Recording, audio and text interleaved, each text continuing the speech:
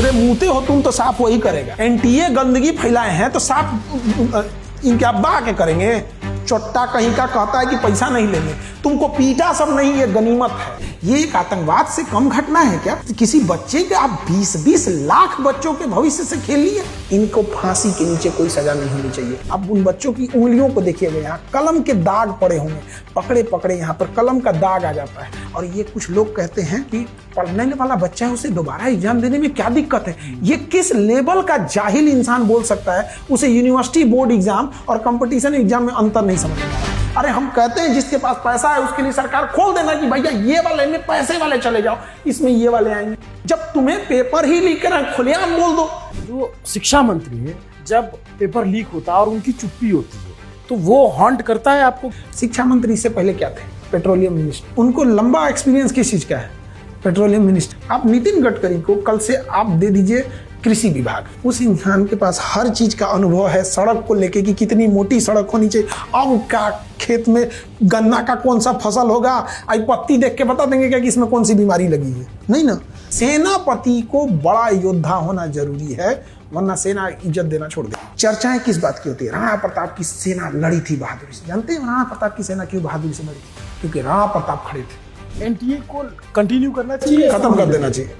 NTA को खत्म कर देना, एनटीए के बस का। जैसे एनटीए के जो डीजी हैं अभिषेक, उनका बयान आया कि किसी को बख्शेंगे नहीं, सीबीआई को जांच सौंपेंगे और सरकार जो है ऐसी कार्रवाई करेगी कि पीढ़ियां याद रखेंगी। सजा को कोई पीढ़ियों याद रखे ना याद रखे, लेकिन ये पीढ़ी हमेशा याद रखेगी एनटीए को।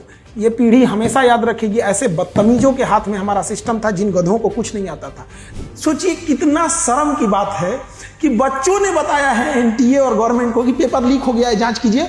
बच्चों ने प्रूफ दिया है, स्क्रीनशॉट दिया है कि देखिए ये एग्जाम है, इसके 2 दिन पहले 2 घंटा पहले ये क्वेश्चन मैच किया। तो कह रहे हैं ओहो। अगर अब देखिए, आप मैं ये मानता हूं अगर इस पर कोई अगर राजनीतिक रूप से कोई कुछ कर सकता है तो प्रधानमंत्री कर सकते हैं। तो प्रधानमंत्री को अगर आपको एक खुला खत लिखना हो कि आदरणीय प्रधानमंत्री जी, सविनय निवेदन है, इसमें आप क्या बोलेंगे सर?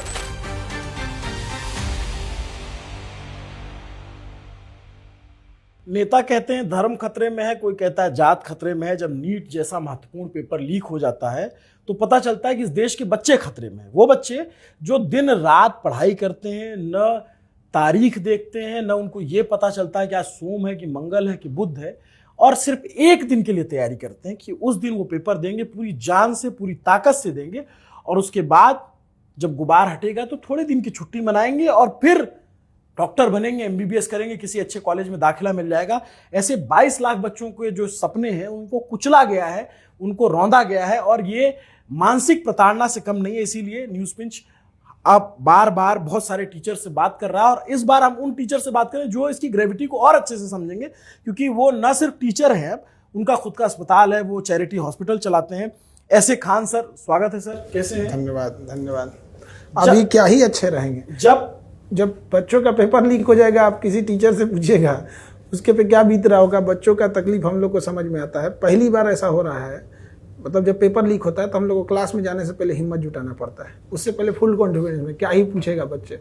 बड़ा अच्छा लगता है कि बच्चे जब क्वेश्चन लेके आते हैं, हम लोग उसको सॉल्व कर देते हैं, उसके चेहरे पे जो मुस्कान आती है वो बड़ा अच्छा हम लोग को, मतलब समझिए कि वो एक एनर्जी दे देता है। लेकिन आज जब बच्चे पूछ रहे हैं सर क्या करेंगे, क्या जवाब दें हम उसको, कुछ समझ में नहीं आ रहा है। जिन बच्चों के साथ ये बीता है, किसी को शायद अगली बार पढ़ने का मौका नहीं मिलेगा। आज हमसे पूछ रहे हैं, हम लोग को हिम्मत जुटाना पड़ रहा है, उसको क्या जवाब दें? ये एनटीए वालों को समझ में नहीं आएगा। सर, जब पहली दफा नीट पेपर लीक होने की बात आप लोग तक पहुंची तो एक बार तो मन में आया होगा नहीं यार ये सब झूठ है, लगा होगा ना कि यार नहीं ऐसा नहीं हो सकता, इतनी बड़ी बॉडी है, 2024 में चूक हो गई थी, 2026 में नहीं होगी। शिक्षा मंत्री खुद कह चुके हैं कि 0 एरर पे काम होगा। धर्मेंद्र प्रधान ने बयान दिया, आज तक को दिए इंटरव्यू में, उन्होंने कहा था कि 0 एरर पे हमारी सरकार प्रतिबद्ध है काम करने के लिए। फिर एनटीए के डीजी बदले जाते हैं, एनटीए में बड़ा स्टाफ होता है, एनटीए के ट्वीट आते हैं, और ट्वीट ऐसा था कि हम आसमान में धान बो देंगे। एनटीए के डीजी बदल के सस्पेंड किए गए या नौकरी से हटाए गए या प्रमोशन मिला? प्रमोशन मिला। तो पूरी बात बताइए आप वहां पर। अब बात करते हैं जीरो टॉलरेंस की। आप कोई भी नहीं चाहेगा कि पेपर लीक हो। ऑब्वियस बात है कि इतनी बड़ी पेपर से किसी मंत्री, कोई पॉलिटिशियन हो, उसको तो नाम में इज्जत तो जुटती नहीं है। लेकिन बात यहाँ आते हैं फिर भी लीक हुआ ना। और आपको पता है 3-4 दिन पहले से वो क्वेश्चन घूम रहा है। अच्छा, और इतने ये लापरवाह हैं एनटीए वाले कि सोशल मीडिया में घूम रहा है, फेसबुक, व्हाट्सएप, टेलीग्राम तो इसके भरा पड़ा हुआ था। और ये गेस्ट पेपर है, इससे आने की क्वेश्चन संभावना ज़्यादा है। बाकायदा उसके ऊपर वार्निंग लिख के, नोटिस लिख के, मोस्ट इंपॉर्टेंट, इसके आने की संभावना ज़्यादा है। शुरुआत में क्वेश्चन बेचे गए कई बच्चों को 5-5 लाख, लास्ट दिन तक 50-50 हज़ार में बेच दिया। क्योंकि एमबीबीएस करने की प्राइवेट में फीस है 1 करोड़ से 1.5 करोड़। तो जिसको 1-1.5 करोड़ से अच्छा है वो 1-2 लाख रुपए लगा के ले ले। बच्चों को पहले लगा मजाक है कि ये कोई स्कैम चल रहा है बच्चों को लूटने का। जब पेपर होता है हू बहू वही आ जाता है। जब हू बहू 90%, 85-90% आप टकरा दिए, फिर बचा क्या यहाँ? और इसको खबर नहीं है। सोचिए 3 दिन से घूम रहा है इस गधे को। अगर पता रहता है एनटीए को तो इसके पास कई सेट क्वेश्चन होते हैं, वहां चेंज कर सकता, कोई मतलब नहीं था इसको। ऐसे इंसान के भरोसे हमारे यहाँ के 20 से 25 लाख बच्चे एग्जाम दे रहे हैं, नेवर ट्रस्टेबल एजेंसी एनटीए के भरोसे। और इन लोगों के अधिकारियों को कोई सजा नहीं होगी, ना ही इनका नाम उजागर होगा। हो सकता है कि इन्हें प्रमोशन वोशन मिलकर और चले जाए यहाँ से।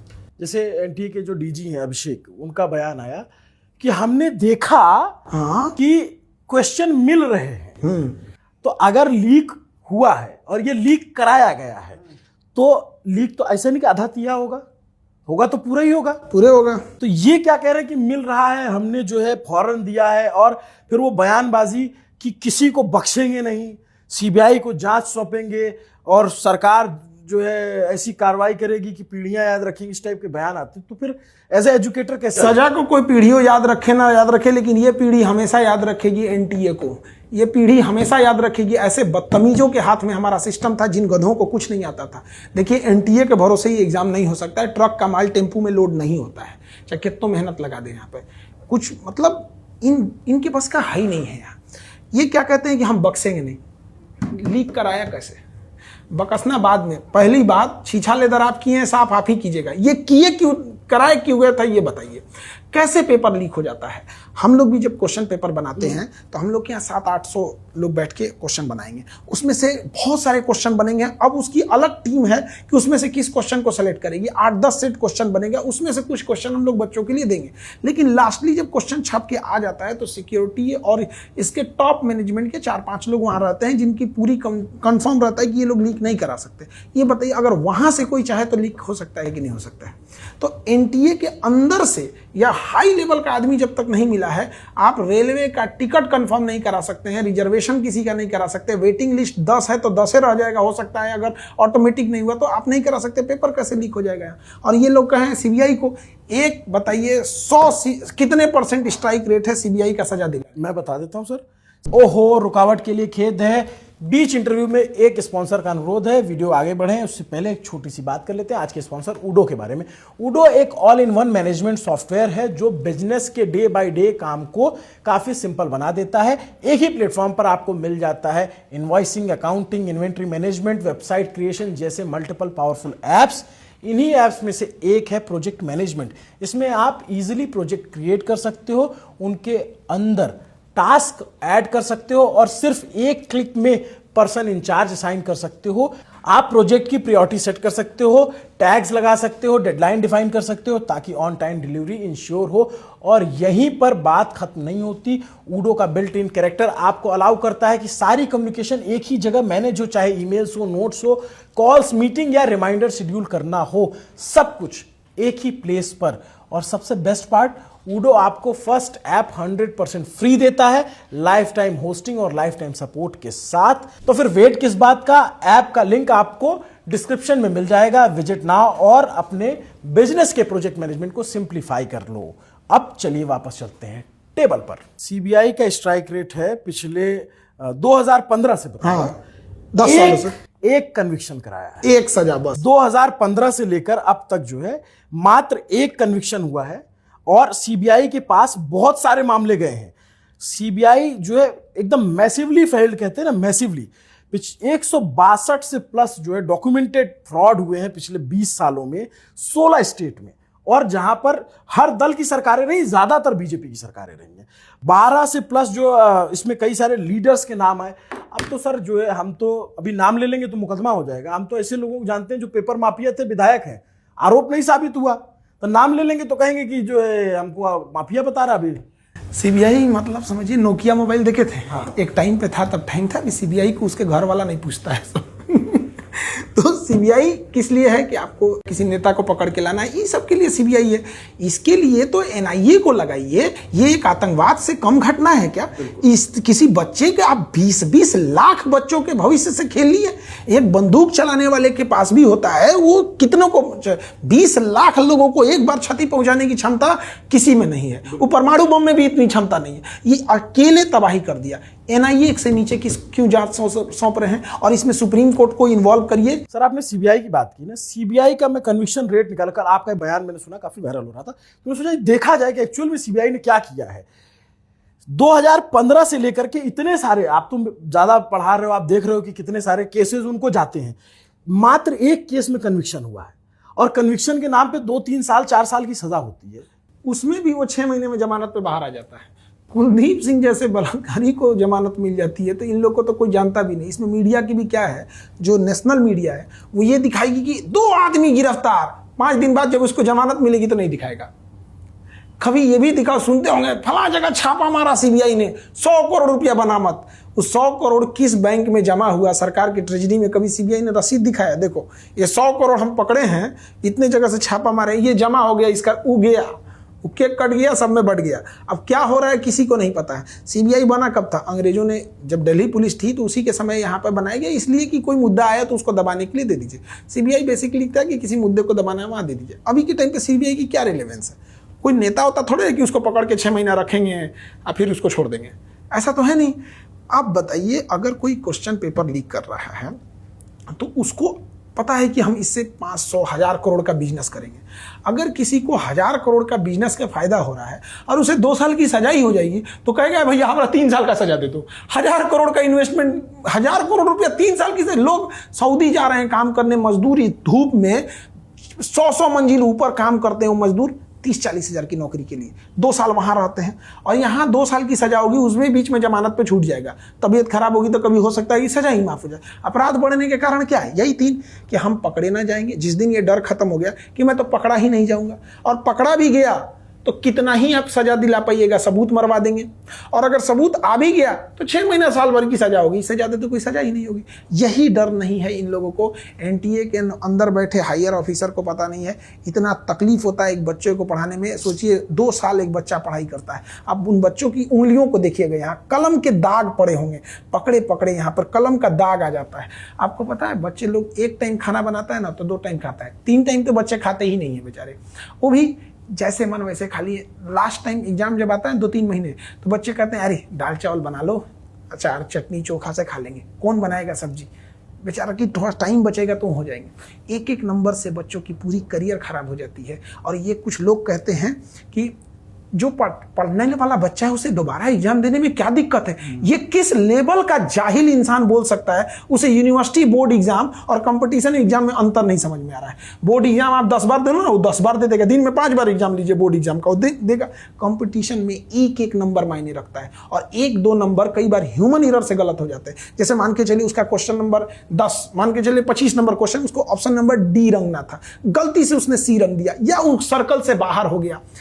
कलर करने में कई बार मिस्टेक हो जाता है बच्चों से, वो ह्यूमन एरर होता है। 1-8 नंबर से उसको पूरा सपना टूट जाएगा। जिन बच्चों ने मेहनत किया है उसको दोबारा एग्जाम होगा। और कितने आराम से ये नालायक टाइप के लोग ये बोल सकते हैं। आप एक गांव का कोई मुखिया होगा, वार्ड मेंबर का जो चुनाव जीता होगा, वार्ड मेंबर लोकतंत्र में सबसे निचला पद पे आएगा वहां, अगर वार्ड मेंबर का चुनाव जीता उससे जाके कहिए ना तो चुनाव तो जीत ही गए हो, एक बार दोबारा इलेक्शन करा लिया जाए, भाग जाएगा वहां पे। और यहां 22 लाख बच्चों का कहा जा रहा है कि दोबारा परीक्षा दे देने में क्या जा रहा है, तुम भाषण मचाओ, ये लोग करते रहेंगे, सुधार। यहाँ इनको कोई सजा नहीं है, इनको फांसी के नीचे कोई सजा नहीं होनी चाहिए। अगर 1000 करोड़ का घोटाला करके अगर किसी को 10 साल की सजा है, जब ये बात समाज में जाएगी तो लोग ऐसे हैं जो उठ के आएंगे, ले भैया हमारा 12 साल डाल दे, 1000 करोड़ ले आओ यहाँ। उसको किस बात का डर होगा?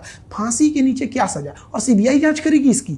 22 लाख लोगों का जो खिलवाड़ कर दिया वो आतंकवाद जैसे घटना जघन्य अपराध है कि नहीं? एनआईए जांच करनी चाहिए। और ऐसे जो लोग मिले हुए हैं, ये तो जो कुछ लोग पकड़े जाएंगे बाहर, ये तो सिपाही हैं। असली शतरंज का खिलाड़ी पीछे छुपा है, जिसके पास कोई खबर नहीं है। हो सकता है कि वो समाज में उसके ऊपर नजर ही नहीं जाए, उसको पकड़ना जरूरी है। बीच में कुछ कोचिंग भी इन्वॉल्व हो सकती है जो उनका धंधा बना दिया है।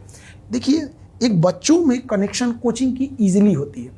एक पेपर लीक कराने वाला रसूखदार इंसान होता है, बहुत पहुंच वाला होगा, ऊपर तक हाई लेवल होगी। वो बच्चों में पहुंच उसकी नहीं होगी जिसकी ऊपर लेवल तक पहुंचे। अब वो क्या करेगा, किसी कोचिंग से संपर्क करेगा, वो उसकी पहुंच बच्चों से हो जाएगी। उसको क्या करना है, बता देना है, हो गया यहाँ पर। ऐसे कैसे क्वेश्चन आ जाएगा, और भी एग्जाम के 1 हफ्ता पहले। कोचिंग वाले को सजा दी जाए तो आप साथ रहेंगे? हम एकदम साथ रहेंगे, एकदम जांच होनी चाहिए। और शुरुआत कहीं, हम तो कहते हैं कि किसी को नहीं बकसना चाहिए। बट एक बात है सर, आप तो इतने दिन से पढ़ा रहे हैं, इतने सारे पेपर लीक होते हैं, हर बार जब पेपर लीक होता है तो पता चलता है कि ड्राइवर था, प्रिंटिंग प्रेस वाला था, तो ये था, तो वो था। हर बार यही लोग आते हैं और 2-4 छात्र आते हैं। कभी आपने देखा कि कोई बड़ा आदमी जो इसमें इन्वॉल्व हो पकड़ा गया हो? पकड़ा जाएगा ना, वो जो पकड़ाया है छोटका ना, उसको चौराहा पे करके आप पीटना चालू कीजिए, कोई बात नहीं। वो बस जो पकड़ाया है ना, सिपाही, जो छोटे लेवल का आदमी, उसको स्टूडेंट के हवाले कर दीजिए। वो देखिए इतना मार मारेगा सब उनको ना, फिर वो बताएगा कौन था। और ये जो चेन रिएक्शन बच्चों को हम लोग केमिस्ट्री में पढ़ाते हैं ना, उसको प्रैक्टिकली दिखाएगा कि देखो हम चेन रिएक्शन करके कहाँ तक, न्यूक्लियस तक नहीं पहुंच जाते। तब आप संरक्षण देके उसे बचाइएगा तो क्यों नहीं कोई बचेगा। सर मैं तो आपको बताऊं, मैं तो ऐसे लोगों को जानता हूं जो विधायक हो गए हैं, जिनके पेपर माफिया में नाम लूंगा तो मुकदमा करा देंगे, क्योंकि आरोप तो साबित नहीं हो पाया। मैं एक पैटर्न और आपसे समझना चाहता हूं। एक चीज और हम इसमें करना चाहेंगे। देखिए, पेपर जो अभी हल्ला हो गया नीट का, एक बात बताइए, ये जो पेपर लीक हुआ है, इसकी जांच क्या सीबीआई को पता थी, रॉ को पता थी, कि बच्चों ने खुद पता किया है? सोचिए कितना शर्म की बात है कि बच्चों ने बताया है एनटीए और गवर्नमेंट को कि पेपर लीक हो गया है, जांच कीजिए। बच्चों ने प्रूफ दिया है, स्क्रीनशॉट दिया है कि देखिए ये एग्जाम है, इसके 2 दिन पहले, 2 घंटा पहले ये क्वेश्चन मैच किया है। तो अब कह रहे हैं हो, और उस बच्चों को शुरुआती में दबाने का प्रयास किया गया है कि मुकदमा हो जाएगा, अगली बार पेपर नहीं बैठने देंगे। वो जब ग्रुप में फैल गया तो हिम्मत आया यहाँ पर। तो ये लोग बताइए, इनको खबर नहीं है, ये लोग क्या करा पाएंगे? पिछली बार जैसे एनडीए का 2024 में विवाद हुआ, आप लोगों ने बढ़ चढ़ के बोला, तो क्या उस बार का प्रेशर काम किया कि इतनी जल्दी मान गए? वरना तो बहुत मोटी चमड़ी के लोग मानते नहीं है। अब मनवा देंगे हम लोग, कैसे नहीं मानेंगे? यहाँ बच्चों के भविष्य के साथ खिलवाड़ करेंगे, ऐसे कैसे छोड़ दिया जाएगा? देखिए, 2024 में पेपर लीक कराया गया, ये जो शब्द होता है ना, लीक हुआ, ये ठीक नहीं है, लीक कराया गया था। 2025 में क्या गारंटी है कि ऐसे लोगों ने पेपर नहीं लीक कराया होगा? आपकी नज़र में नहीं आया तो इसका मतलब ये नहीं कि लीक नहीं हुआ। एक शराबी से शराब नहीं छूट रहा है, सिगरेट पीने वाले से सिगरेट नहीं छूट रहा है, जुआ वाले से जुआ नहीं छूट रहा है, तो पेपर लीक कराने वाला पेपर भी लीक कराना छोड़ देगा, जिसका हजारों करोड़ का बिजनेस है, आपके पकड़ में नहीं आया। और सुनिए, ये लोग कोशिश कर रहे हैं, हमको तो पता नहीं कि एक बड़ा षड्यंत्र लग रहा है कि ओएमआर सीट हटाओ, कंप्यूटर बेस्ड ले लो। कंप्यूटर बेस्ड में क्या हो रहा है पता ही नहीं चलेगा। कई बार ऐसा भी, कंप्यूटर को हैक करना, एक से एक टेक्नोलॉजी आ गई है। वो अमेरिका में बैठ के रूस का हैक कर रहा है, यहाँ बैठ के हम सोचिए, FBI, अमेरिका की इतनी बड़ी खुफिया एजेंसी, CBI कहाँ, FBI, उसके डायरेक्टर का जब हैक हो सकता है, तो परीक्षा बैठा कंप्यूटर का ही नहीं हैक हो सकता है। उसमें तो और पता नहीं चलेगा कि क्या हुआ क्या नहीं हुआ। तो सलूशन ये नहीं है कि हम कपड़ा चेंज कर देंगे तो बीमारी सही हो जाएगा, ऐसा नहीं हो सकता। हम लोग क्या कहावत है कि कच्चे बदलने से दस्त नहीं रुकता है। तो ये वही कह रहे हैं कि हम OMR के जगह कंप्यूटर पे चल जाएंगे ना, तो पेपर ले, अरे गधा कहीं का, उसमें पता नहीं चले। और ये हर बार लग रहा है कि हर बार नया कच्छा पहना देंगे तो दस्त रुक जाएगा, हर बार लीक हो रहा है। आप सर एक उदाहरण जैसे मैं बता रहा हूँ कि 2024 में जो नीट वाला पेपर लीक होने की बात हुई, उसमें संजीव कुमार उर्फ मुखिया का नाम है, बक्सर जेल में भी बंद है। लेकिन क्या हुआ था कि शुरुआती जांच में जो अपराध इकाई थी, आर्थिक अपराध इकाई, उसने जांच की। फिर उसके बाद इसमें नीट में इसका नाम आया, लगातार TRE 3 पेपर के लीक कांड में भी इसका नाम आया। आप जो कह रहे हैं ना कि वही आदमी होता है TRE 3 में, फिर इसके बाद पुलिस ने इसको हिरासत लिया, फिर इसके ऊपर मुकदमा चलता रहा, फिर इसका तमाम होता रहा। अब इसके ऊपर जो चार्जशीट लगानी तो चार्जशीट नहीं लग पाई। फिर उसके बाद 90 दिन बाद जो है ये CBI की चार्जशीट लगनी थी, CBI इस पे चार्जशीट नहीं लगा पाई। ये तो कहिए कि इसके ऊपर एक पहले से मुकदमा दर्ज था, जिसमें ये था कि इसके ऊपर EOW ने आय से अधिक संपत्ति का मुकदमा कर रखा था, उसकी वजह से जेल में है। CBI तो छूट गया था। CBI नेता होता के डराने की चीज है, बड़ा चीज नहीं पकड़ पाते। CBI कब अच्छा काम करती है पता है? टीवी सीरियल में देखिए, जबरदस्त कुछ खोज निकाल कर पता करो कुछ गड़बड़ है। CID CBI फिल्म में अच्छा है, जमीनी हकीकत पे कौन सा, हम आपको पिछले 25 साल का बताते हैं कौन से बड़े मुकदमे को सीबीआई ने किया है? कोई बताइए जो सीबीआई उस ठोस नतीजे पे पहुंची हो? कोई नहीं। कन्विक्शन रेशियो इसका 1% है। तो इससे कौन डरेगा? ये मामला ठंडा करने के लिए है यहाँ, क्योंकि अल्टीमेट बच्चे कितने दिन लड़ाई लड़ेंगे और मीडिया कितने दिन मुद्दों को उठाएगी? 4 दिन बाद इन्हें नया टॉपिक मिलने वाला। पता चला उधर ईरान अमेरिका हार्मूज बंद करके गैस सिलेंडर सोना चांदी महंगा करके मुद्दा चेंज हो जाएगा। इन बच्चों का दुख जानने वाला कोई नहीं है। अल्टीमेटली इन बच्चों को दोबारा मेहनत करना पड़ेगा। बहुत सारे ऐसे बच्चे हैं जिन्होंने अपने दोस्त से 500 रुपया 600 रुपया कर्जा लेके एग्ज़ाम देने गए थे। उनके पास इतने पैसे नहीं होते हैं ना कि होटल में जाके आराम कर ले। वो जब ट्रेन में एक जानवरों की तरह पहुंचा के जाते हैं, फिर उसी रेलवे स्टेशन 20 रुपये का प्लास्टिक बिकता है, उसको बिछा के सो जाते हैं। और बच्चे क्या कहते हैं पता है? ये वो गनीमत है कि एग्जाम गर्मी के दिन में है, सोने वोने में दिक्कत नहीं होता, नहीं तो ठंडी के दिन में स्टेशनों पर सोने में दिक्कत होता है। सोचिए उस बच्चे का तकलीफ।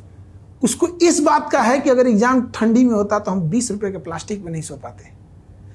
और उस बच्चे का क्या बीतेगा? लड़कियों को सोचिए, उनके गार्जियन एग्जाम दिलाने ले जाते हैं, भीड़ में कोई ट्रेन तो चलती नहीं है, जानवर की स्थिति हो जाती है। एक के ऊपर एक आदमी जाता है। कोई 400 किलोमीटर सेंटर दिया है, किसी का 200 किलोमीटर दूर सेंटर दिया है। उन बच्चों का मेहनत का क्या होगा? ये 2 मिनट में जो पेपर लीक कराने वाले ये लोग ही तो कभी नहीं सोचते हैं। ऐसे भी लड़कियां हैं जिनको अब शायद मौका ना मिले, अब उनको शादी ब्याह करा दीजिए। जिसका सपना था ऑपरेशन थिएटर में सर्जरी करने का, अब किचन में रोटी बेलेगी। उसको तो आपने आजीवन कारावास दे दिया। कभी जी पाएंगे कोई इंसान जिसने ये सपना देखा, जिसने दिन रात नहीं समझा? हम ऐसे बच्चे, हमारा तो अभी हॉस्पिटल ना, हम देखते हैं हमारे यहाँ डेली 25 से 30 स्टूडेंट इस बात के लिए आते हैं ना, इनकी गर्दन की हड्डी मुड़ गई है पढ़ते पढ़ते, ये पोस्चर खराब हो जाता है ना, तो ये स्पाइनल कॉर्ड दबने लगता है। ये हालत है। प्रतिदिन 25 से 30 बच्चे ऐसे आते हैं जिनका पढ़ते पढ़ते पढ़ते ये गर्दन की हड्डी मुड़ गई है, अब उनको सर्वाइकल पेन होता है, पोस्चर से ठीक किया जाता है उनका। ऐसे बच्चों के भविष्य के साथ ये लोग खेल रहे हैं। गरीब लोग आज भी तैयारी करने वाला 30 से 40% ऐसा बच्चा है जिसके पिताजी या तो कर्जे लेके भेजे हैं, खेत या माँ के गहने गिरवी रखे गए हैं। ऐसी माएँ हैं जिन्होंने अपने बच्चे को पढ़ाने के लिए शायद मंगलसूत्र तक गिरवी रखा है। उनका तकलीफ ये एसी में बैठे लोग क्या जानेंगे जो कहते हैं कि पेपर दोबारा दे देना। उसका 1 नंबर अगर कम आया, 1 नंबर, तो हो सकता है कि उसका सिलेक्शन नहीं होगा यहाँ पे, और उसके पास इतनी क्षमता नहीं है कि वो प्राइवेट स्कूल में पढ़ाई कर सके। अरे हम कहते हैं जिसके पास पैसा है उसके लिए सरकार खोल देना कि भैया ये वाले में पैसे वाले चले जाओ, इसमें ये वाले आएंगे। जब तुम्हें पेपर ही लीक करा, खुलेआम बोल दो कि हाँ भैया ये वाला इतना ही सीट, कम ही सीट रहेगा, पढ़ने वाले आएंगे यहाँ। वो तो कितना बेच रहा है किसी को पता नहीं चल पा रहा है। तकलीफ क्या समझेंगे इन बच्चों का? हमारे यहाँ एक बच्चा था, उसकी जनवरी में उसकी माता डेथ कर गई थी, और हम लोग को पूरा यकीन था कि ये बहुत अच्छा रैंक लाएगा, ये टॉपर्स में आएगा। किसकी माँ डेथ कर जाएगी, महीने भर पढ़ाई कर पाएगा? उसको हम लोग बाबू भैया बोल के, बाबू देख माता के लिए पढ़ाई कर, इस बार तुम डॉक्टर बन, तुम अपनी माँ को नहीं बचा पाए गरीबी की वजह से, अच्छे डॉक्टर बनना, गरीबों का इलाज करना। वो हिम्मत जुटा के फिर पढ़ाई किया। आज आपको पता है मेरे ऑफिस में आता है पूछने, सर से हमको मिलना है। हमारी हिम्मत नहीं हो रही, हम क्या बोलेंगे उसके सामने, क्या बोले बताइए हम उसको जाके। वो पूछ रहा है हमको सर से मिलना है। जब आप बोल रहे हैं तो मैं देख रहा हूँ कि आप बहुत इमोशनल तो हो जा रहे हैं। आपके वहां हम लोग क्या जवाब दे पाएंगे, आप बता पाएंगे? आज बच्चा पूछता है, हम लोग जब उसको पढ़ाने जाते हैं ना, कॉन्फिडेंस रहता है हम लोग के पास, मस्त पढ़ाएंगे आज, इसको पूरा समझ में आएगा। आज बच्चों से हम लोग कतरा रहे हैं, क्या जवाब दे दे हम उसको? ये बैठे एनटीए में चंद अधिकारी, ये लोग को पता चलेगा क्या होता है। हम लोग कोई अमीर और करोड़पति बच्चों को नहीं पढ़ाते हैं, हम लोग ऐसे बच्चों को पढ़ाते हैं जिसके माँ बाप शायद मजदूरी कर रहे हो, ठेला रिक्शा चला रहे हो। इन बच्चों के लिए इनको जवाब दिए गए, और जब पूछा जाता है कि अगली बार परीक्षा हो जाएगा तो क्या बीत जाएगा इन लोग को, इनको क्या समझ में आता है? जितना 2 साल बच्चा बैठ के पढ़ाई किया ना, हम लोग खड़े होकर 2 साल पढ़ाए हैं। जितना कलम उसका घिसा है उतना मार्कर हमारा भी घिसा है, उसके साथ साथ हमने भी मेहनत की। 6-6 महीना काम टीचर्स रोक के रखते हैं कि दिवाली की छुट्टी होगी ना तो हम ये वाला काम कर लेंगे, होली की छुट्टी होगी तो हम सब ये वाला काम कर लेंगे। टीचर की भी अपनी फैमिली होती है कि बच्चे को कभी हम लेके जाएंगे यहाँ पर, उनको लौटा देंगे। ये बोलते हैं कि बच्चे जो पढ़ने वाले हैं दोबारा परीक्षा दे सकते हैं। मतलब सच अ पेनफुल, मतलब आपसे बात करके तो एकदम जैसा लगता है कि ये किसी टेरर एक्ट से कम नहीं है।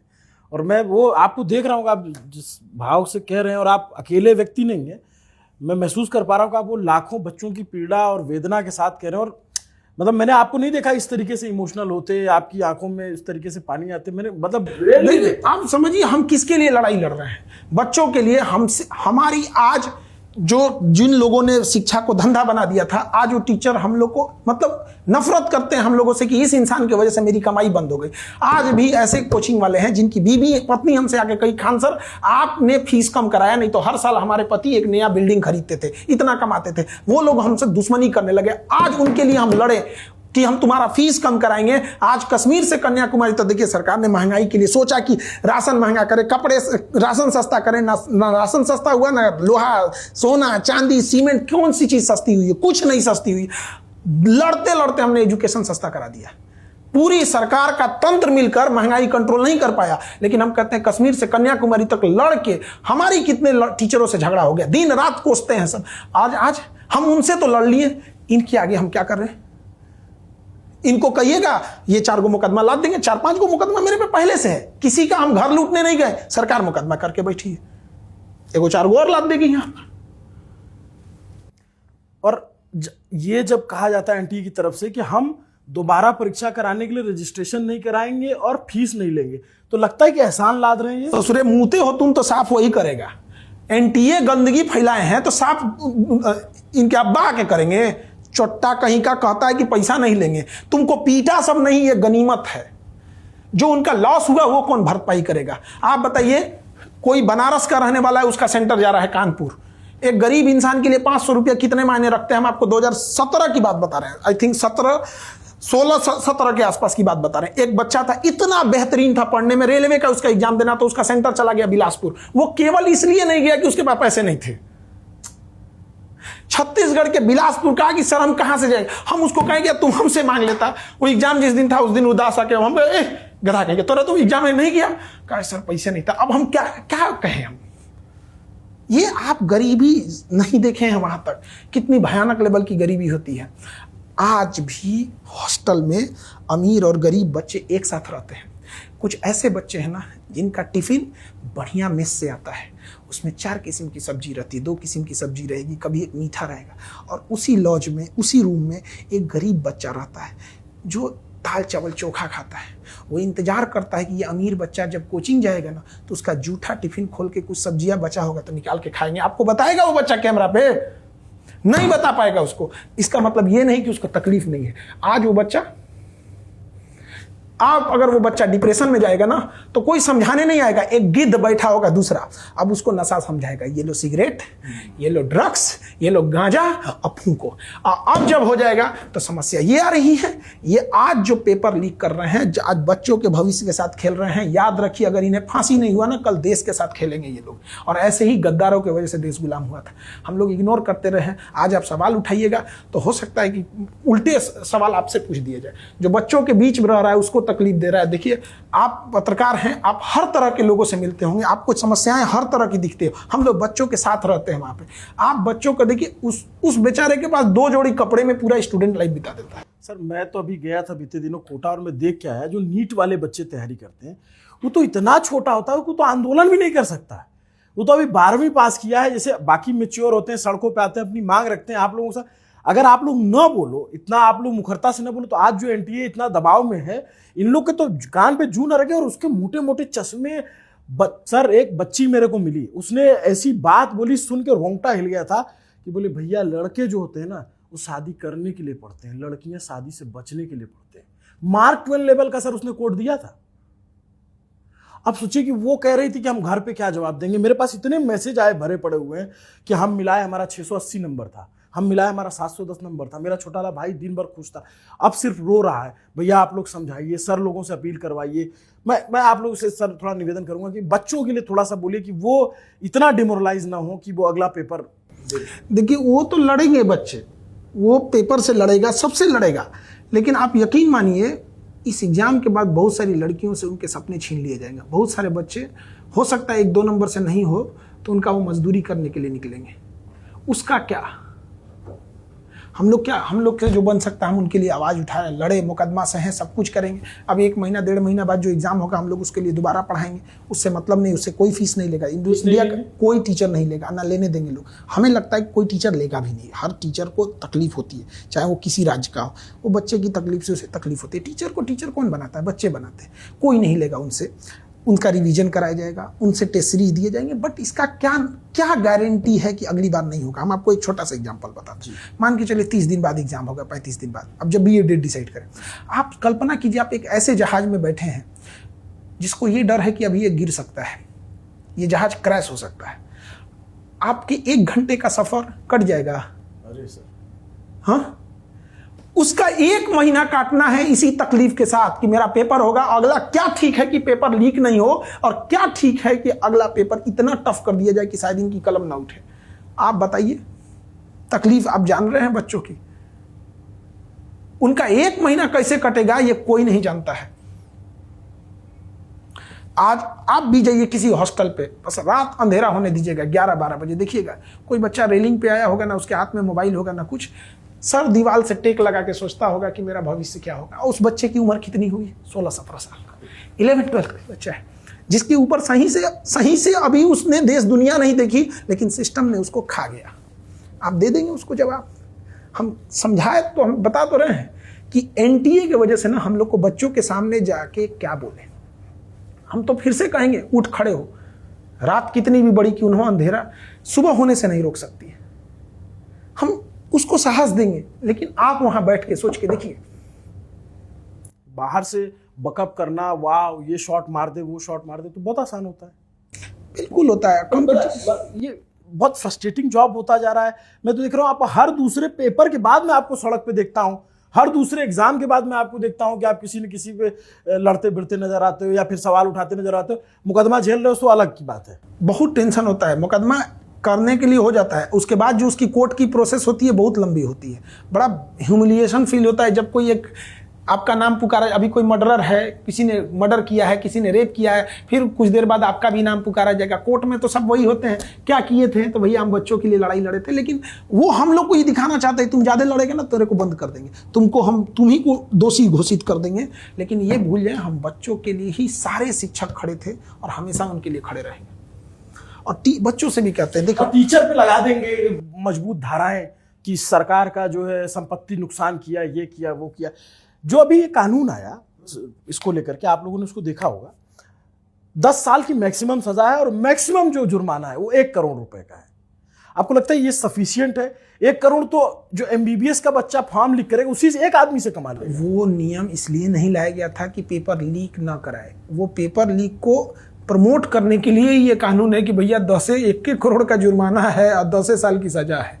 क्योंकि ये तो प्रमोट हो जाएगा ना कि भैया 1000 करोड़ रुपए का बिजनेस है और 1 करोड़ 10 करोड़ जुर्माने लग जाएगा, तो उसको क्या जा रहा है? आरओआई देखिए ना कितना जबरदस्त है उसका।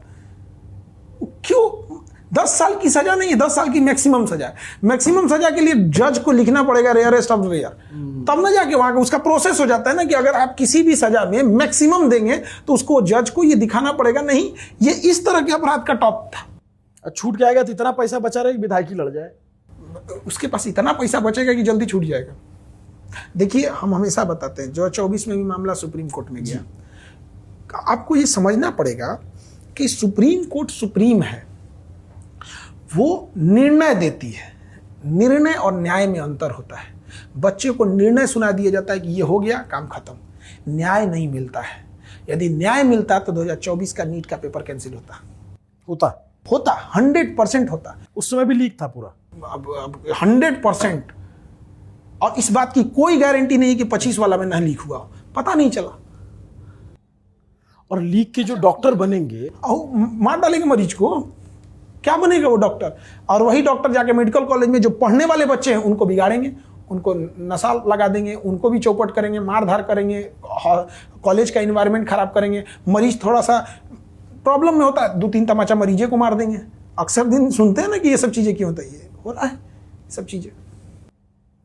बट सर फिर तो ऐसा लगता है कि भरोसा ही उठ जाए। मतलब हम लोग मतलब मैं कल जब ये खबर आई ना, मतलब मैंने कभी नीट का पेपर नहीं दिया सीरियसली, ना कभी मैंने जो है जेईई दिया, कभी कोई परीक्षा नहीं दी, लेकिन अपने आप एक इमोशनल हो गया कि मैं उन बच्चों को देखा था और मुझे लग रहा था कि यार इन बच्चों के साथ तो ऐसा अपराध हुआ है कि ये देशद्रोह, इस पे तो एनएसए, देशद्रोह की धारा, जितनी भी यूएपीए सब लगा देना चाहिए इन पे। यूएपीए ऐसे ही गधों के लिए बना ही है। देखिए आप समझिए एक बच्चे की मेंटेलिटी, जब कोई बच्चा नीट की तैयारी करता है ना, जब शीशे के आगे अपना बाल झाड़ता है सुबह ना, तो अपने आप को एक एस्पिरेंट नहीं देखता है, वो देखता है कि जब हम डॉक्टर बनेंगे ना तो व्हाइट एप्रेन पहनेंगे, यहाँ स्टेथोस्कोप लगाएंगे। बच्चों का सपना होता है स्टेथोस्कोप के आगे नाम रहेगा, शॉर्ट में डॉक्टर लिखा रहेगा, डॉक्टर ये फलाना कुमार, ये सिंह, ये वो सपने में जी रहा होता है। हर दिन वो जब आता है तो सोचता है कि जब हम डॉक्टर बन जाएंगे तो मेरा ये शेड्यूल रहेगा, अपना हॉस्पिटल लाएंगे, आधे मरीजों का कम पैसे में इलाज करेंगे, कुछ जो मरीज एकदम गरीब होगा उनका, मतलब वो जी रहा है प्रतिदिन, वो सपने जी रहा है, वो पढ़ रहा है और सपनों को जी रहा है। फिर वो घर देखता होगा, बूढ़ी माँ है, कई ऐसे बच्चे हैं जिनकी माँ बीमार होंगी, पैसे नहीं है इलाज कराने की, वो ये सपने देखते हैं कि हम इलाज करेंगे। अच्छा, उन बच्चों का क्या होगा सपने का? एक नंबर अगर ह्यूमन एरर से अगर गलत हो गया, और हर मैच में तो सचिन भी सेंचुरी नहीं मारा। नहीं, एक मैच हो जाए तो कहिए ना दोबारा हो जाएगा, कोई दिक्कत नहीं है, तो हो जाएगा, नहीं होगा यहाँ पे। लेकिन ये है कि 20-22 लाख बच्चे हैं, बली का बकरा चढ़ा दो इनको, कोई पूछने बट सर एक बात, तो एनटीए से पहले जो व्यवस्था थी, पीएमटी, एआईपीएमटी, ये सारी व्यवस्था थी, ये कहा गया कि एनटीए आ जाएगा तो व्यवस्था एकदम चाक चौबंद हो जाएगी, एकदम दुरुस्त। आपने एनटीए का वो पुराना वाला ट्वीट देखा था? हाँ, जिसमें उन्होंने कहा कि this is not your class exam, वो आपने देखा था वो ट्वीट? आपने बहुत एरोगेंट में कहते हैं this is not your board exam, this is not your school exam. मतलब इन लोगों ने ऐसा अपने आप को समझ रहे थे जैसे भगवान टाइप के बन गए हैं ये लोग। मतलब उसमें ये था कि you think it's just a question paper, this is the biggest illusion student life in. इस तरीके से पूरा एकदम mock test doesn't scare you, the scale showed up. इस तरीके की पूरा एकदम ऐसा लग रहा था जैसे कि कोई आया है जो लड़कों से खुन्नस में लड़ाई लड़ रहा है और वो लिखा है, बाद में इसको डिलीट किया। देखिए एनटीए में कौन आ जाता है पता ही नहीं चलता। आपको प्रोसीजर पता है कौन एनटीए में आएगा? हाँ, मुझे थोड़ा सा ये समझाइए, जो लोग दर्शक जिसे मान लीजिए जो नीट और इन सब से नहीं जुड़े, पहले क्या व्यवस्था थी, बाद में क्या व्यवस्था बनी, क्या चल रही है, क्या समस्या है? व्यवस्था से समस्या, देखिए मेन समस्या है कि क्वेश्चन पेपर जो लीक करा रहा है वो हर बार बच रहा है। समस्या ये है, आप देखिए जैसे बिहार में पेपर लीक होने की, जी, जो नीट का निकाल सकता है और टीआरई 1 का निकाल सकता है, टीआरई 4 का भी, टीआरई 4 हुआ नहीं, वो सेटिंग में लग गया होगा। ये है कि जो पेपर लीक कराने वाला नेक्सस है उसे बचाया जा रहा है, वो बच जाते हैं। पकड़े कौन जाते हैं? इनके प्यादे जो घूम रहे हैं, और इन्हें उसी लिए बलि का बकरा दिया जाता है, इन्हें उतने पैसे दिए जाते हैं कि तुम पकड़े जाओ। इवन कि ये भी हो सकता है कि जो मेन नेक्सस ऊपर बैठा हुआ है वो ये भी तय करता है कि जब पेपर लीक हो जाएगा, उसका प्लान बी भी रेडी रहता है। प्लान ए है कि पेपर लीक हो गया, टेंशन खत्म, सब में केक कटेगा, सब में बढ़ जाएगा, पैसा लेगा। अगर पेपर लीक पकड़ी गई तो वो ये भी तक फिक्स करते हैं कि ये लोग पकड़े जाएंगे और इन्हीं को पुलिस ले जाएगी। इतने बड़े लेवल का नेक्सस है, ऊपर ही वो बचे रहते हैं। अब आप नीचे कुछ भी चेंज करते रहिए, आज ये व्यवस्था में चेंज करेगा, कल दूसरे में करेगा, ये बचा रहेगा, इसको सजा नहीं। इस पर यूएपीए, एनएसए, इसको एनआईए जांच करके उठा कर ले जाए। बट मैं जैसे देखता हूं पिछले 20 सालों में 165 पेपर संबंधित फ्रॉड केस हुए हैं, और आप देखेंगे 16 राज्यों में हुआ है। मतलब जिस गुजरात मॉडल की बात की जाती है, उस गुजरात में बहुत सारे पेपर लीक हुए, तमाम राज्यों में हुए। मैं ये जानना चाहता हूं कि क्या कोई व्यवस्था ऐसी बनी नहीं सकती? मतलब आप लोग या मैं आपसे कब तक इस पर बात करता रहूंगा, आप लोग कब तक लड़ते हो? कोई सोल्यूशन नजर आता है कि कहीं जाकर के ये रुके? बाकी आप तो पढ़ाते हो, मैं क्या दूसरे देशों में कैसा होता है, मतलब क्या है? आपकी सपोज कीजिए कि आपके अंडर काम करने वाले लोग हैं, आप ही उनको कहिए तुम बिगड़ जाओ, और फिर हम आपसे गुहार लगाएं कि सिस्टम को सुधारिए, तो आप तो मेरे मुंह पे कहिएगा ना सुधर जाएगा, और नीचे वाले हंसेंगे सब कि जो बिगाड़ रहा है उसी के बाद जाके गुहार लगा रहा है। आपको लगता है बिना हायर लेवल के मिले लोगों से इतना बड़ा काम हो जाएगा? नहीं हो सकता है। कोई ठीक कर सकता है इसे? बिल्कुल ठीक कर सकता है। सुप्रीम कोर्ट की निगरानी में सारी चीजें ले जाएगा कौन वहां पे? सुप्रीम कोर्ट को देखते हैं, मतलब कमेंट्स बड़ा अच्छा करेगा। हाँ, कमेंट्स इतना जबरदस्त अच्छा करेगा जैसे लगेगा धरती पलट देगा सुप्रीम कोर्ट, यूटोपिया बन जाएगा एकदम गजब एकदम। उसके बाद से ना वो धरातल पे नहीं आएगा। एनटीए को बोला भी था कि आप अपनी एक ऑब्जर्वेटरी कमेटी बनाइए, अच्छा। और जो इस बात की जांच करे, अलग टीम बनाइए जो जांच करेगी पेपर लीक तो नहीं हो रहा है। इसमें भूल गया उस चीज को। आप लोग से सुझाव लिए गए थे उस समय? किन लोग से? हम लोग से।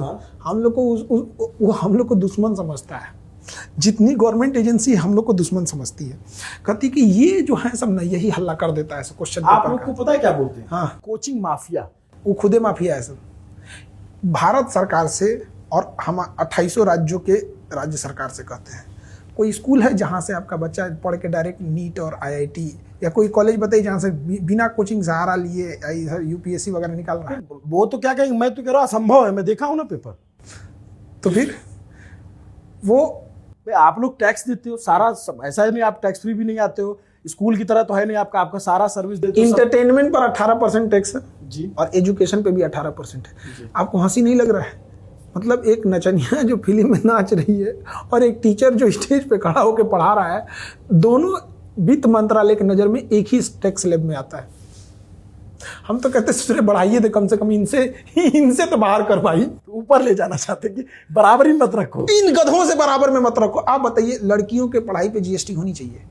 बेटी पढ़ाओ GST हटाओ, नारा ही गलत है। मतलब नारा ही ना, बेटी पढ़ाओ टैक्स हटाओ तब ना पढ़ेगी। हमें 2 लाइन बोलने से बेटी पढ़ने लगी। किस बेटी को शौक नहीं है कि वो अफसर बने? किस बेटी को शौक नहीं है? इतनी मेहनत करती हैं लड़कियां ना उनके लिए कि उनको लगता है कि पता नहीं अगली बार मौका मिलेगा कि नहीं। कोई लड़की कहती है हमारा लाइफ खराब हो जाए, तो आपको बोलने से थोड़ी सही हो जाएगी। बट सर एक बात है, जैसे मैं सारी बात समझ लिया, लेकिन अगर एज ए एजुकेटर जब आप लोग की बात सुनी जाती है, अगर अब देखिए, आप मैं ये मानता हूं अगर इस पर कोई अगर राजनीतिक रूप से कोई कुछ कर सकता है तो प्रधानमंत्री कर सकते हैं। प्रधानमंत्री के कहने से आदमी ताली थाली बजा सकता है, प्रधानमंत्री मना कर दिए तो सोना खरीदना बंद कर देगा आदमी। तो प्रधानमंत्री को अगर आपको एक खुला खत लिखना हो कि आदरणीय प्रधानमंत्री जी सविनय निवेदन है, इसमें आप क्या बोलेंगे कि सर जो भी बोर्ड बन रही है वो सुप्रीम कोर्ट की निगरानी में हो और PMO भी उसमें इन्वॉल्व हो। जो चीज़ें डायरेक्ट PMO को रिपोर्ट होती है कंपैरेटिवली वो बाकियों की तुलना में बहुत अच्छी होती है। एग्जांपल के तौर पे Bhabha atomic research centre direct PMO देखेगा, इसरो डायरेक्ट PMO देखेगा, DRDO डायरेक्ट देखेगा, एटॉमिक एनर्जी PMO देखेगा। फिर ये काहे नहीं PMO देख ले रहे हैं? आप सब मत देखिए, कुछ तो इन्वॉल्व रखिए इस चीज़ों को। एक रहना चाहिए ना कि भाई आपकी भी जिम्मेदारी बन जाती है। तो वहाँ लोग डरते हैं, अधिकारी भी डरते हैं कि भैया मामला PMO का है। स्टेट में किससे डरता है? CMO से। बड़ा DM SP कमिश्नर कोई एक CMO का एक क्लर्क फोन कर देता है, अरे भाई साहब ये इसमें गलत नहीं हो सकता, हटाओ यहाँ से। तो PMO अगर इसमें डायरेक्ट इन्वॉल्व हो जाती है तो PMO और PM की इज्जत आ जाती है, वहाँ पर उनका दबदबा और उनका पावर आ जाता है। तो बहुत सारी चीज़ों को हम इनिशियल लेवल पे ख़त्म कर सकते हैं और चरणबद्ध तरीके से खत्म करेंगे। कोई जादू की छड़ी नहीं है कि इसमें हो सकते, लेकिन केवल डिस्कस कर। आप देखिए ना, हम आपको बताएं 10 दिन बाद देखिएगा मीडिया में ये मामले गायब हो जाएंगे। जिन लोग की गिरफ्तारी हो गई है पीछे गेट से, हो सके तो इनको जमानत भी मिल जाएगा, क्योंकि इनकी गिरफ्तारी हो जाती है, सबूत नहीं जुटा पाते। और कोर्ट में ना गिरफ्तारी मायने नहीं, सबूत मायने रखता है। कोर्ट में इंसान और वकील नहीं, 2 ही लोग सबूत और गवाह केस लड़ते हैं। वकील तो ऐसे सामने दिखते हैं। तो इनके खिलाफ ये लोग पहले से वाटर टाइट प्लान करके रखे रहते हैं। हो सके जमानत मिल जाए इन लोग को, 2 साल की सजा भी हो जाएगी, करोड़ों रुपए करके, तो क्या मिलेगा? कुछ नहीं। इनका मनोबल फिर बढ़ेगा। कातिल मिल गया, आला कत्ल नहीं मिला बस। और हमें तो जहां तक लगता है कि जो इतना बड़ा नेक्सस है वो भी फिक्स करके रखता है। देख भाई, ये 100 आदमी की टीम है, 95 बचे रहोगे, ये 5 लोग तुम्हें पकड़े जाना है। और ये पकड़े जाने के ये तुम्हारा मेहनताना अलग से चल जाएगा। उसको कौन सा फांसी लगने का डर है? यहाँ किसी को कहिए तुमको 5 करोड़ रुपया देंगे, 2 साल जेल जाओगे, तो कहेगा भाई हम 3 साल चल जाएंगे, दे दे। मानते हैं इस बात को? मानता हूँ इसको। तो फिर ये जो CBI पकड़ के घूम रही है, 4 लोग को करिया टोपी पहना के ये पकड़े गए हैं, इस CBI को टोपी पहना दिया है। तो इनको सामने क्यों नहीं रखते, एकदम दिखाए सामने, इनकी बेइज्जती हो। आपने एक बात बोली बातचीत में कि आदमी कानून से ज्यादा लो क्लास से डरता है। बिल्कुल। हमारे यहाँ अगर इस चीज की छूट, मतलब उसको ये डर है कि हम कहीं पकड़े ना जाए, उसको ये बात का डर है कि कहीं मेरी इज्जत ना मिट जाए, उसको इस बात का डर नहीं है कि हम अपराध कर रहे हैं। तो ऐसे लोगों के लिए व्यवस्था होनी चाहिए। बट जैसे आपने अपराध की बात की, जैसे अगर मान लीजिए कि कोई आतंकवादी गतिविधि करने वाला व्यक्ति है और आए किसी को बोले कि भाई जो है इसमें बम है, ये गाड़ी को वहां पहुंचा देना, कोई हाथ लगाएगा? लेकिन अगर वो बोले कि इसमें कागज रखा हुआ है, इसमें जो है कुछ पेपर है, इसको ले जाकर पहुंचा दो, तो कोई भी पहुंचा देगा। उससे पहले वाले लाइन पे आइए, उसको आतंकवादी को हम लोग राष्ट्रीय लेवल का जोड़ के देखते हैं कि राष्ट्र से गद्दारी है। पेपर लीक हुआ को ससुरा राष्ट्र से गद्दारी या 10 साल की सजा, किसी आतंकवादी को 10 साल की सजा दीजिएगा कि फांसी दीजिएगा? फांसी देंगे। आप पेपर लीक वाले को 2 साल की सजा देंगे। सजा का लेवल भी जो होता है ना, वो स्टैंडर्ड दिखाता है अपराध किस लेवल का है।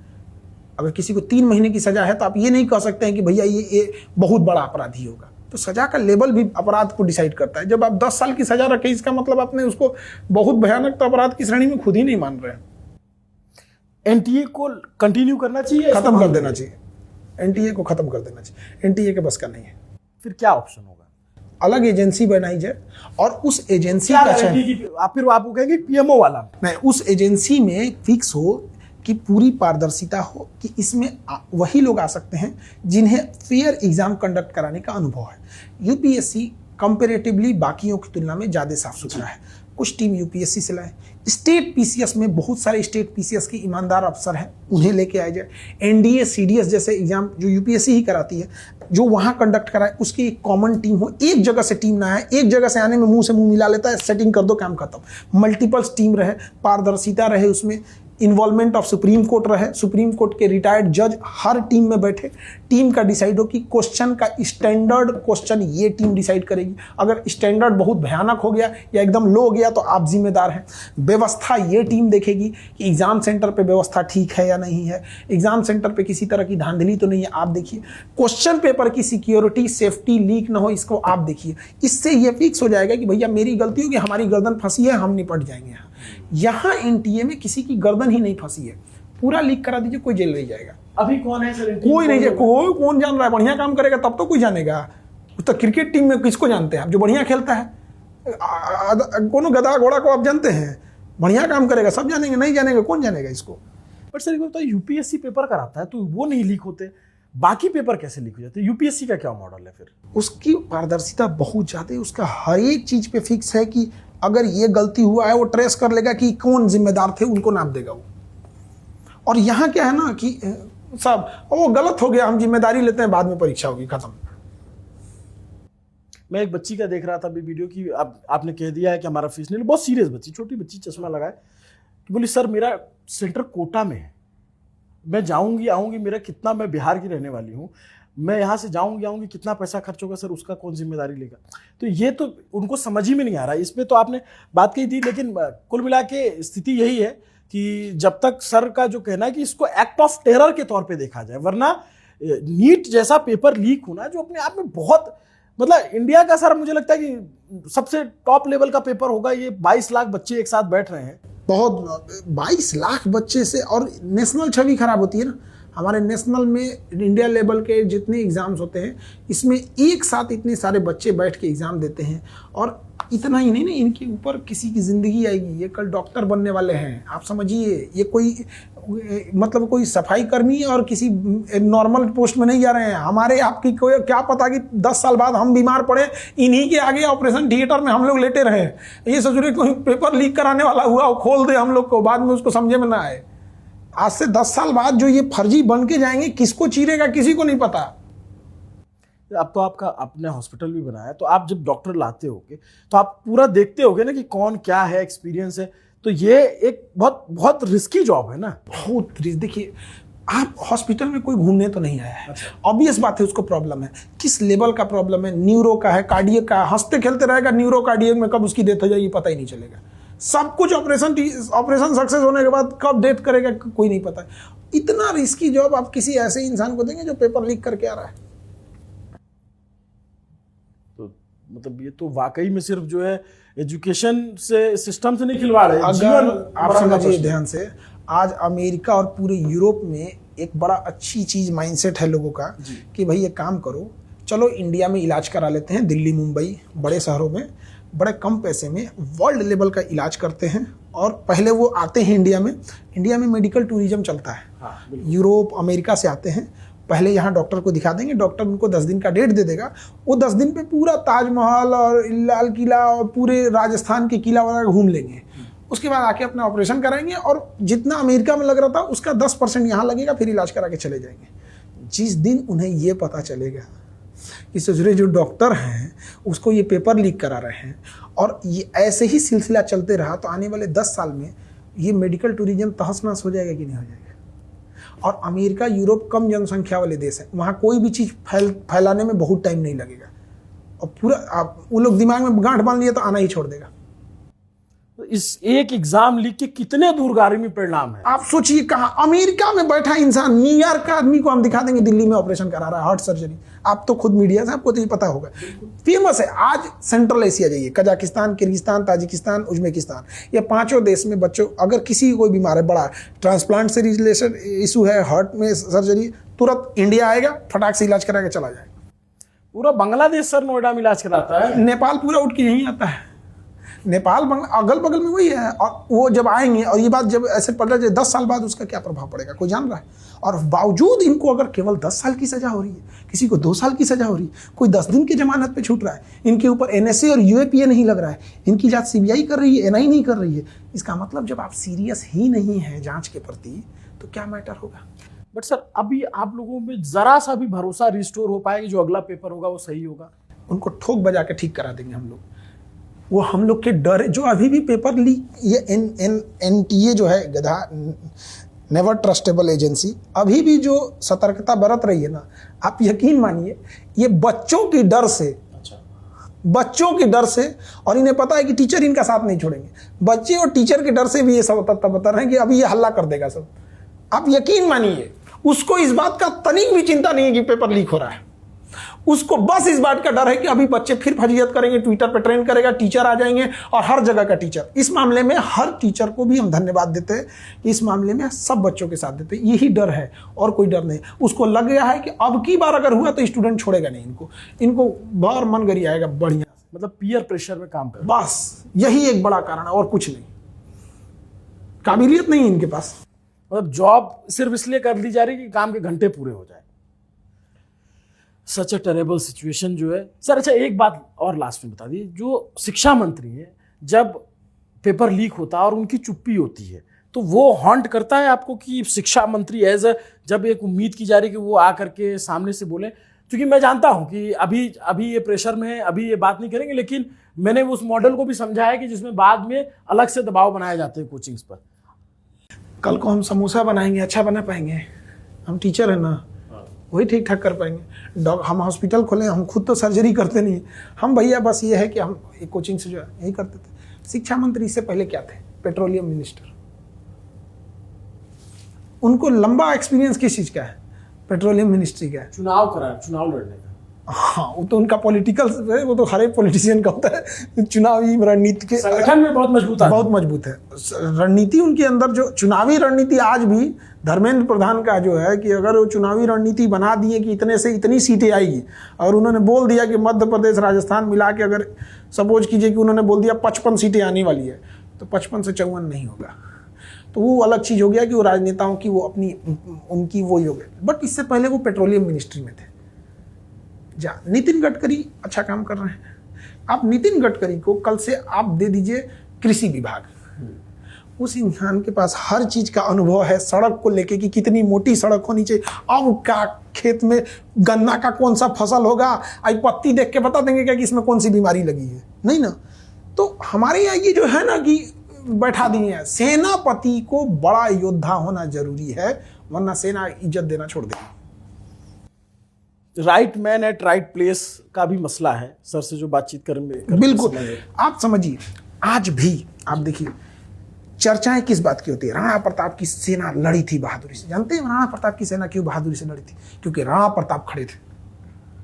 वही फौज रहती, लेकिन अगर राणा प्रताप जैसा योद्धा ना होते, कोई अगर कमतर रहता। झांसी की रानी की फौज लड़ी थी क्योंकि सामने झांसी की रानी खड़ी थी। तो हु लीड्स, ये बहुत मायने रखता है। तो शिक्षा मंत्री को इसमें लीड करके, और अगर वो सजा दिला देते हैं, तो ये जो कॉन्फिडेंस लूज हुआ है, एक बात को फांसी लगवा, सरकार के पास एक मौका भी है कि बहुत बड़ी नजीर पेश करके एक फेथ रिस्टोर करे। मतलब कि आप जो बोले कि किसी को इतनी कड़ी फांसी हो जाए या किसी को, तो एक भरोसा डेवलप होगा। सरकार के पास भी ये सुनहरा मौका है, प्रधानमंत्री के पास ये मौका है। पिछले 15-20 सालों में देखिएगा, चाइना बड़ी तेजी रेपी कर रहा है। सबसे ज्यादा अभी करप्ट लोगों को फांसी कौन देता है? चाइना। अच्छा। कुछ दिन पहले अपने एक मंत्री को टांग दिया। तो आप जब सजा ही नहीं रखेंगे तो उसको क्या टेंशन है? तो ये बहुत ज़रूरी है। और हम तो कहेंगे शिक्षा मंत्री धर्मेंद्र प्रधान जी के, अभी उनके पास मौका है, 2-4 ठोक के ऊपर NSA UAPA लगाइए, जीवन सड़ा दीजिए इन लोगों का जेल में। जो हमारे बच्चों के भविष्य के साथ खेलेगा, उनके भविष्य उनके जीवन से खेलने में कोई दो राय नहीं होना चाहिए, उनको भी वही नरकीय स्थिति होनी चाहिए। ये मतलब आप समझिए कि खान सर से काफ़ी लंबी बातचीत हुई इस मसले पे, और जो ये बात कह रहे हैं ना, मतलब आप अगर आम इंसान हैं, आपका बच्चा नहीं भी नीट देता है, नहीं भी कोई कंपटीशन देता है, तो भी आपको समझ में आएगा कि ये प्रॉब्लम कहाँ है और सॉल्यूशन क्या है। प्रॉब्लम जो है उसका सॉल्यूशन ना ढूंढ करके एक नई प्रॉब्लम सामने खड़ी कर दी जाती है।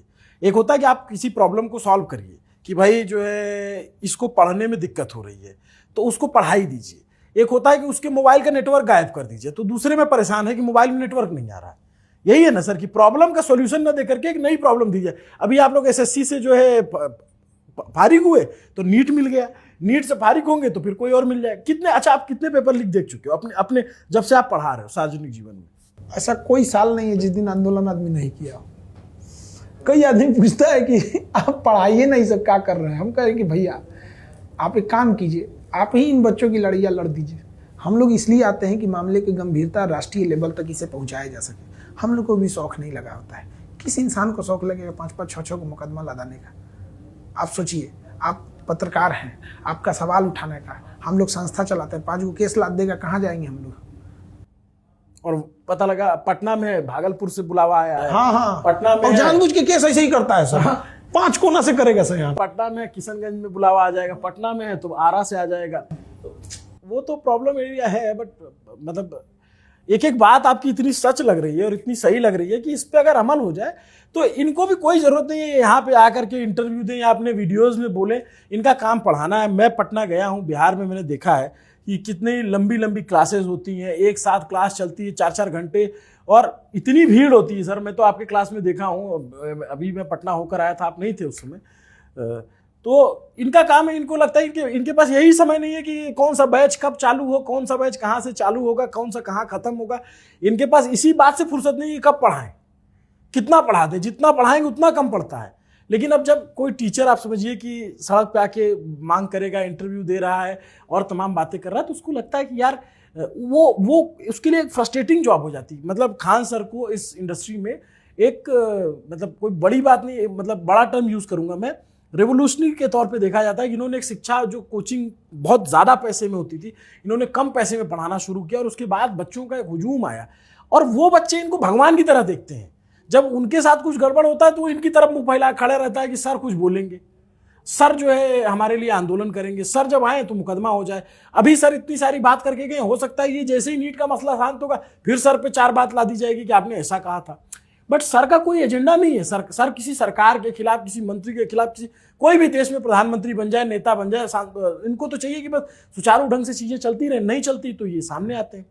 और अभी तो खैर आपको बहुत ढेर सारी शुभकामनाएं। आप सर बहुत नेक काम कर रहे हैं, अस्पताल 2 चला रहे हैं, उसके लिए भी बहुत बहुत बधाई, धन्यवाद। और आपसे हम ये वादा लेना चाहेंगे कि मैं पटना आऊं और आपके साथ चल के देखूं कि आप हॉस्पिटल कैसे चला रहे हैं, कोचिंग कैसे चला, 2 काम एक साथ कैसे कर रहे हैं। इस पे भी आप समय दीजिएगा तो जो है एक लंबी बातचीत वहाँ पे उस सिस्टम को समझने के लिए की जाएगी। देखिए, सबका सहयोग हो जाता है ना तो बहुत अच्छा लगता है।